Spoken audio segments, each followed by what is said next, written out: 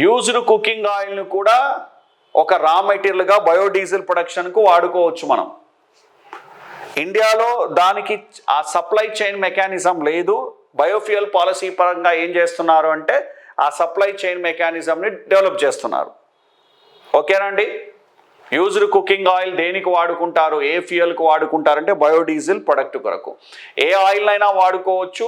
Edible oils costly కాబట్టి మనము used cooking oil ఇంకా అది పనికిరాదు, బయట పారబోసే బదులుగా దానికి యూజ్ చేసుకోవడానికి బయోడీజిల్ ఉత్పత్తికి వాడుకోవచ్చు. అది సో ఏదో ఎండ్ ప్రొడక్ట్ని మళ్ళీ దాన్ని వాడుకోవడం, అది ఇక్కడ సో ఈపీఆర్ ఫ్రేమ్వర్క్లో భాగం.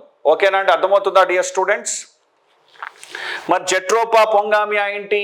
వాటి ఆయిల్ని కూడా బయోడీజిల్ ప్రొడక్ట్స్కే వాడుకుంటాం. ఎందుకు వాడుకుంటామంటే జెట్రోపా పొంగామియా అనేది ఎడబుల్ ఆయిల్ కాదు, తినే ఆయిల్ కాదు, తక్కువ రేటుకి వస్తుంది కాబట్టి వాటిని కూడా మనము బయోడీజిల్ ప్రొడక్ట్స్ వాడుకుంటున్నాము. కాబట్టి జెట్రోపా పొంగామియాను బయోడీజిల్ ప్లాంట్స్ అన్నాము.